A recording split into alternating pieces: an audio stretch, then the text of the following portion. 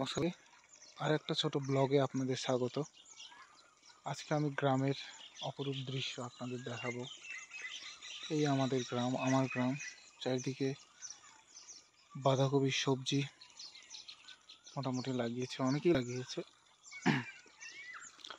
এটা একটা আমের গাছ, এবার ফলন হয়নি, তবে আগের বারে বেশ একটা ফলন হয়েছিল।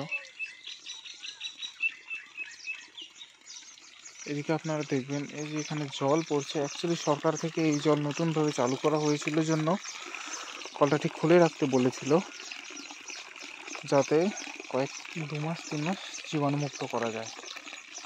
তারপরে এটা খাওয়ার উপযোগী হবে, পান করার উপযোগী হবে। সেই কারণে এই নল খুলে রাখতে বলা হয়েছিল। তো কোনো রকমভাবে জলের অপচয় হচ্ছে না, পরিশুদ্ধ করার প্রক্রিয়াটা চলছে এখানে। আপনাদের আজকে একটা ইন্টারেস্টিং জিনিস দেখাবো।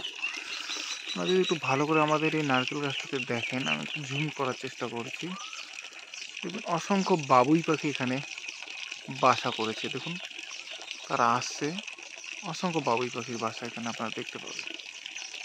এই নারকেল গাছে প্রায় প্রত্যেক বছরই এই বাবুই পাখিরা বাসা করে। কত সুন্দরভাবে তাদের শৈল্পিক বিন্যাস, তার ছাপ ওরা রাখে এখানে। আজকে নিচে আবার একটা বাসাও পড়ে গেছে এখানে। আপনারা যদি দেখেন, একটা বাসা পড়ে আছে। এই বাবুই পাখির বাসা, এটা খুব সাধারণ শৈল্পিক বিন্যাস এটা এখানে কয়েকদিন ধরে আছে। আজকে এটা ঝরে পড়েছে, হয়তো ঝড় বৃষ্টি হলো ভীষণ, জানেন, সেই কারণেই হতে পারে এটা পড়ে গেছে। উপরে অসংখ্য বাবুই পাখি তার বাসা তৈরি করছে।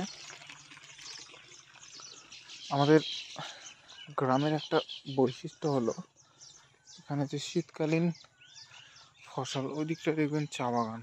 আমাদেরই একটা চা বাগান। আমাদের গ্রামের একটা বৈশিষ্ট্য হলো যে এখানে শীতকালীন সবজি এবং ইদানিংকালে বর্ষাকালীন সবজি, এটা আমাদের টমেটো ক্ষেত। যদিও এবার ঠিক টমেটোর দামটা নেই, তেমনভাবে তো নেই। এখানে বাঁধাকপির চাষ হয়েছে। এটা লেবু গাছ, তেমন লেবু হয়নি। এই যে এখানে একটা লেবু দেখতে পাচ্ছি, ওইদিকে কতগুলো ফল এসছে লেবুর, ছোট ছোট। ওই দিকটা আপনারা জুম করলে দেখতে পাবেন লেবু খাতে। এই আপনাদের একটা ইন্টারেস্টিং জিনিসও আমি দেখাতে চাইছি। আপনারা যদি মনোযোগ দিয়ে দেখেন তাহলে দেখতে পাবেন এখানে একটা পেয়ারা গাছ সেটা হয়েছে। এটার পাতাগুলো সম্পূর্ণ লাল, রেড। এই ফল এসছে, দেখুন ফল এসছে, কিন্তু পাতা হচ্ছে লাল, এরকম সবুজ নয়। পেয়ারাগুলো লালই হয়। এটা একটা অদ্ভুত জিনিস। বেশ ভালোই ফল এসেছে এখানে, কিন্তু পেয়ারাগুলো সম্পূর্ণ লাল। এই একটা অদ্ভুত জিনিস আপনারা দেখতে পাবেন, লাল পেয়ারার গাছ। তো এই জিনিসটা বেশ দারুণ। এটা 2-3 বছর ধরে হয়েছে। ওই দিকটাতে বাগান আছে, ওইদিকে প্রায় সূর্য অস্তগামী। খুব সুন্দর, শান্ত, সমাহিত গ্রাম্য জীবন। অনেকেরই এই জীবনের আকাঙ্ক্ষা, অনেকেরই এই জীবন ভালোবাসে। আমিও ভীষণ ভালোবাসি। সপ্তাহের শেষে যখন ঘরে ফিরি তখন এরকম একটা শান্ত সমাহিত জীবন বেশ ভালো লাগে, মনটা অনেকটা রিফ্রেশ হয়। আমরা তো মূলত কৃষক পরিবারের সন্তান, কৃষিকাজ করে বড় হওয়া। তো সেই দিক থেকে এই জীবন অনেক পরিচিত জীবন। আর এই জীবনের মধ্যে শান্তি সহজেই খুঁজে পাওয়া যায়। তার কারণ হচ্ছে এখানে চাওয়াটা খুব কম, নিডটা কম, চাহিদা কম। আর দেখবেন যখন আমাদের জীবনে চাহিদা কম হবে, তখন সুখ অটোমেটিক্যালি সহজলভ্য হয়ে উঠবে। চারদিকে যা অশান্তি, যা কম্পিটিশন, মার্কেট, সেসবের থেকে অনেক অনেক দূরে এই গ্রাম্য জীবন সত্যি আনন্দের।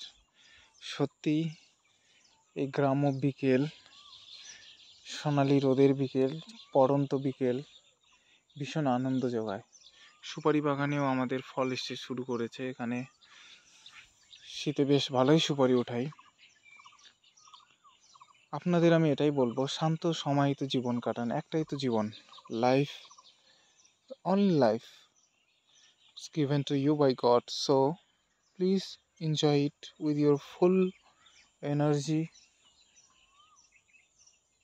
আর সেটা তখনই সম্ভব যখন আপনার চাহিদাগুলোকে আপনি সাধারণ রাখবেন, সহজ সরল রাখবেন।